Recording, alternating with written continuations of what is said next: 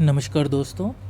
आज हम डिस्कस करेंगे हाइपरटेंशन के बारे में, जिसको हम आम भाषा में हाई बीपी या बीपी बढ़ने की बीमारी भी बोलते हैं। इस वीडियो में मैं आपको बताऊंगा हाइपरटेंशन के सिम्टम, उसके कारण, उसको हम कैसे कंट्रोल में कर सकते हैं अपनी लाइफस्टाइल मॉडिफिकेशंस, और क्या क्या चीज़ें हमने ध्यान में देनी है। हाइपरटेंशन की क्या कॉम्प्लिकेशंस हो सकती हैं, और अगर किसी को हाइपरटेंशन है तो दवाइयों से या लाइफस्टाइल मॉडिफिकेशंस वगैरह से हमारा क्या गोल होता है, भी हम दवाइयाँ क्यों खा रहे होते हैं, क्या हमने अचीव करना होता है। सबसे पहले हाइपरटेंशन किसे बोलते हैं? अगर किसी पेशेंट को उसका बीपी है, जो सिस्टोलिक बीपी, जो ऊपर वाला बीपी है 140 के ऊपर आ रहा है, और डायस्टोलिक बीपी, जो नीचे वाला बीपी है, वो 90 के ऊपर आ रहा है परसिस्टेंटली, तो हम उसको हाइपरटेंसिव पेशेंट लेबल कर देते हैं। वैसे जो नॉर्मल बीपी होता है 120 और 80 से कम होता है। अगर 120 से 140 और नीचे वाला 80-90 के बीच में हो तो हम उसको प्री हाइपरटेंसिव बोलते हैं। हाइपरटेंसिव को बोलते हैं जब ऊपर वाला 140 के ऊपर आए और नीचे वाला 90 के ऊपर आए।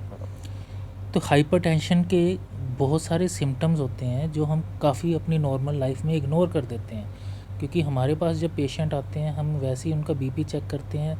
देन हम देखते हैं बीपी 150 160, हम उनको बोलते हैं बीपी की दवाई शुरू करनी पड़ेगी, तो दे आर वेरी सरप्राइज भी, हमें तो जी कोई दिक्कत ही नहीं आ रही है, हमारा बीपी तो इतना पता नहीं कैसे हो गया।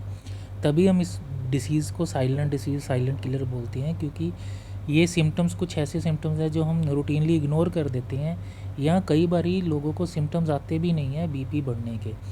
तो इसीलिए हम एडवाइस करते हैं भी हफ्ते 2 हफ्ते में 1-2 बार आप अपना बीपी ज़रूर चेक करें।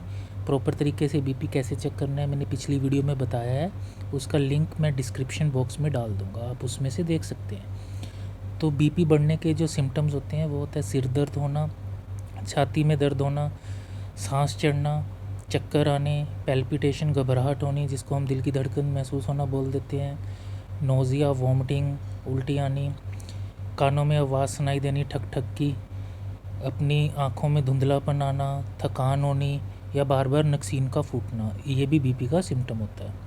यही चीज़ें इस पिक्चर में दिखाई गई हैं, आप इसका स्क्रीनशॉट ले सकते हैं तो ले सकते हैं, ठीक है। अब बीपी बढ़ने के सिम्टम्स तो हमने देख लिए, इसके जो कारण होते हैं वो क्या हैं? एक तो होता है फैमिली हिस्ट्री होनी। फैमिली हिस्ट्री भी फर्स्ट डिग्री रिलेटिव्स की। फर्स्ट डिग्री रिलेटिव कौन से होते हैं? जो आपके माँ बाप हों या भाई बहन हों, अगर उनमें हाइपरटेंशन की डिसीज़ पाई गई है या वो हाइपरटेंसिव है तो काफ़ी चांसेस हैं आपको भी हो सकती है, क्योंकि मोस्टली हमारा लाइफस्टाइल भी उनसे चेंज नहीं होता, सेम लाइफस्टाइल होता है, ठीक है। एज के कारण हमारा बीपी बढ़ सकता है। अगर हम ओबीज़ हैं, हमें बहुत ज़्यादा स्ट्रेस होता है, हम अल्कोहल बहुत ज़्यादा लेते हैं, स्मोकिंग करते हैं, कोई एक्टिविटी नहीं करते हैं फ़िज़िकल एक्टिविटी, या नमक और तेल वाली चीज़ें ज़्यादा खाते हैं। दूसरी चीज़ है हार्मोनल डिसीज़ है, अगर आपको हाइपरथायराइड है या एड्रिनल की कोई प्रॉब्लम है तभी भी आपको हाइपर टेंशन की दिक्कत हो सकती है। प्रेगनेंसी में कई बार गर्भवती औरतों को हाइपरटेंशन की दिक्कत हो जाती है, जिसको हम प्री एक्लैम्प्सिया बोलते हैं।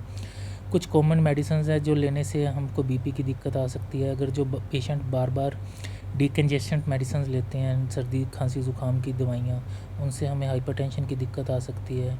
लेडीज़ जो कॉन्ट्रासेप्टिव पिल्स काफ़ी देर तक लेती हैं उनको हाइपरटेंशन की दिक्कत आ सकती है। जो ड्रग एडिक्ट्स कोकेन लेते हैं उनको हाइपरटेंशन की दिक्कत आती है। और सबसे ज़्यादा जो इग्नोर हो जाती है चीज़, ऑब्स्ट्रक्टिव स्लीप एपनिया, उसमें है जो लोग ज़्यादा ऊँची खंगाड़े लेते हैं रात को, या उनको सोने में दिक्कत आती है, उसको हम ऑब्स्ट्रक्टिव स्लीप एपनिया बोलते हैं। उनमें भी हाइपरटेंशन की बीमारी काफ़ी पाई गई है। यही कोजेज़ इस पिक्चर में दिखाए गए हैं, आप चाहे तो इसको पॉज करके देख सकते हैं। अब ये तो हो गए, हमने सिम्टम्स देख लिए, कोजेज़ देख लिए। अब हम इसको मैनेज कैसे कर सकते हैं? हम इसको मैनेज कर सकते हैं अपनी लाइफस्टाइल मॉडिफिकेशंस से। बीपी रेगुलरली चेक करने से डायग्नोस करता है और उसको पता चलता है भी हमारी मैनेजमेंट ठीक है या नहीं है। प्रॉपर टाइमली मेडिकेशन लेने से, जो भी हमारा डॉक्टर प्रिस्क्राइब करता है, और हाइपरटेंशन की कॉम्प्लिकेशन से बचने के लिए उसके वार्निंग साइंस देखने से। तो सबसे पहले हम डिस्कस करेंगे लाइफस्टाइल मॉडिफिकेशंस हमें क्या क्या चाहिए। एक तो हमें अपनी फ़िज़िकल एक्टिविटी बढ़ानी चाहिए, वेट लूज़ करना चाहिए, डाइट प्रॉपर लेनी चाहिए, सॉल्ट रिस्ट्रिक्शन, नमक कम खाएं, मेडिकेशन जो भी है अपनी, अगर उल्टी सीधी कोई दवाइयाँ ले रहे हैं वो बंद करें, कोई भी अगर स्ट्रेस है उसको कम करना या प्रॉपरली स्लीप करना। अगर आप शराब या स्मोकिंग करते हैं तो उसको कम कीजिए। अब है, लोगों को पता ही नहीं होता अभी लो साल्ट डाइट क्या है। हम जब पेशेंट्स को बोलते हैं आप नमक वाली चीज़ कम खाओ, तो वो पूरी फैमिली का नमक बंद करवा देते हैं, जी सब्जी आज से सब्ज़ी में नमक नहीं डलेगा। तो सबसे अच्छी चीज़ होती है जो सब्ज़ी में नमक डल रहा है, आप पूरी फैमिली को अपने लिए नुकसान मत कीजिए। सब्ज़ी में जो नमक डल रहा है वो बहुत कम ही होता है जनरली जो हमारी नमक की इंटेक होती है वो इन एक्स्ट्रा चीज़ों से होती हैं जिसको हम ध्यान नहीं देते हैं। वो कौन कौन सी चीज़ें होती हैं? नमक, चटनी, अचार, पापड़, सोया सॉस, केचप्स, जो ये हमारी नूडल्स वगैरह आती हैं डिफरेंट डिफरेंट ब्रांड्स की, हमारे चिप्स आते हैं, पिज़्ज़ा, ब्रेड्स, प्रोसेस चीज़, या हम सूप वगैरह लेते हैं। या आप नमक कैसे बंद कर सकते हो? जैसे आप रायता वगैरह खाते हो उसके ऊपर आप एक्स्ट्रा नमक डाल लेते हो। तो ऐसी चीज़ों में जो नमक की कंजम्पशन है वो बंद करनी होती है, ना कि आपने खाना पीना फीका कर देना होता है अपना। उसके बाद आप फ़िज़िकल एक्टिविटी कर सकते हो। फ़िज़िकल एक्टिविटी है ब्रिस्क वॉकिंग, तेज़ तेज़ चलना। रोज़ 15 मिनट सुबह, 15 मिनट शाम को अगर आप तेज़ तेज़ चलोगे तो सिर्फ एक यही ऐसी चीज़ है जो आपकी बीपी की दवाई शुरू होने से बचा सकती है।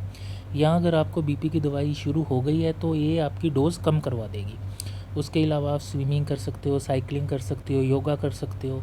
एक सबसे ज़्यादा ज़रूरी चीज़ होती है मेडिटेशन। मेडिटेशन का मेरा फंडा ये है, जो भी चीज़ आपको पसंद है, जो भी आपकी हॉबी है, गाना सुनना, डांस करना, गॉसिप करना, जो भी है, आप दिन में आधा पौना घंटा या 1 घंटा उस चीज़ को ज़रूर दीजिए। जब आप अपने पसंद की कोई भी चीज़ 1 घंटा करते हैं तो आपका मेंटल स्ट्रेस बहुत कम होता है, और इसके कारण जो बहुत बहुत आसपास बीमारियां मेंटल स्ट्रेस के कारण होती हैं वो कम हो जाती हैं। कॉम्प्लिकेशंस क्या क्या हैं हाइपरटेंशन की? सबसे पहले एंजाइना, हार्ट अटैक आ सकता है, ठीक है, स्ट्रोक आ सकता है जिसको हम अधरंग की बीमारी भी बोलते हैं। किडनी डिसीज़ हो जाती है, किडनी डैमेज हो जाती है, लोगों को पता भी नहीं लगता, क्योंकि बीपी भी पता नहीं होता लोगों को हमारा बीपी बढ़ रहा है। कॉन्ट्रैक्टेड किडनी हो जाती है, प्रोटीन यूरिया हो जाता है, बहुत सारी चीज़ें हो जाती हैं। अच्छा, आपकी निगाह पे फ़र्क पड़ सकता है हमेशा हमेशा के लिए, ठीक है, आपको ग्लूकोमा हो सकता है, हाइपरटेंशन की कॉम्प्लिकेशन है। तो इन चीज़ों को आप अवॉइड तभी कर सकते हैं जब आप रेगुलरली अपना बीपी चेक कर रहे हैं, अपनी लाइफस्टाइल मॉडिफिकेशंस कर रहे हैं और अपनी दवाइयाँ टाइम से ले रहे हैं। अब ये सारी चीज़ें, ये सारी वीडियो बनाने का मेन पर्पज़ क्या है? पेशेंट को ये तो पता होता है मेरे को बीपी हो गया, मैं दवाई ले रहा हूँ, ये कर रहा हूँ, वो कर रहा हूँ, सारी लाइफस्टाइल मॉडिफिकेशन कर रहा हूँ, लेकिन अचीव क्या हो रहा है? भी क्या हम अचीव कर रहे हैं उन दवाइयों से? तो ये चीज़ होती है, अगर हमारी एज 60 से कम है तो हमने जो अपना बीपी अचीव करना होता है ये सारी मॉडिफिकेशंस और दवाइयों से वो करना होता है 140/90 से कम। चाहे आपको शुगर है, चाहे आपको किडनी की डिसीज़ है, फिर भी अगर आप 60 से कम हैं एज में तो आपको हमारा टारगेट बीपी होता है 140/90 से कम लेके आना। अगर आपकी एज 60 से ज़्यादा है तो डिपेंड करता है, अगर तो आपकी एज 60 से ज़्यादा है और आपको कोई डायबिटीज़ या किडनी की बीमारी नहीं है तो हम, अगर आपका बीपी 150 और 90 से कम ले आएँ, दैट इज़ ऑल्सो गुड। लेकिन अगर आपको 60 से ज़्यादा एज के साथ साथ कोई किडनी की डिसीज़ है, शुगर की डिसीज़ है, डायबिटीज़ है, तो हमारा टारगेट होता है भी आपका बीपी 140/90 से कम लेके आना है। दवाइयों के बारे में आप मेरे को पर्सनली कांटेक्ट कर सकते हैं या आप अपने फिजिशियन को दिखा सकते हैं, क्योंकि डिफरेंट कंडीशंस में हमें डिफरेंट मेडिकेशंस देनी होती हैं। अगर आप बीपी के साथ डायबिटीज़ के साथ भी संक्रमित हैं तो आपको कोई दवाई और देनी पड़ेगी।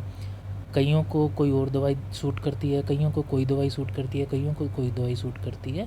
आपकी पल्स रेट कितनी है, आपको साथ में किस कारण के साथ आपको बीपी की दवाई शुरू करनी पड़ रही है, आपको हाइपरटेंशन हो रही है, तो डिफरेंट मेडिकेशंस हैं। कभी भी सेल्फ़ मेडिकेशन ना करें, अपने नज़दीकी डॉक्टर के पास जाएं, अपना बीपी चेक करवा के प्रॉपरली अपनी सारी हिस्ट्री दे के, अपनी फैमिली हिस्ट्री दे के, अपना चेकअप करवा के फिर ही अपनी हाइपरटेंशन की मेडिसिन शुरू करें और उसको रेगुलरली लें।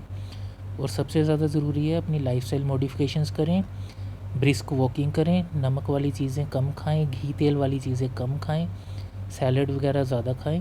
इन चीज़ों से आपकी अगर बीपी की दवाई शुरू नहीं हुई है तो यकीन मानिए बहुत टाइम लग जाएगा आपकी बीपी की दवाई शुरू होने से। तो सबसे बढ़िया रहता है भी आपकी बीपी की दवाई शुरू ही ना हो।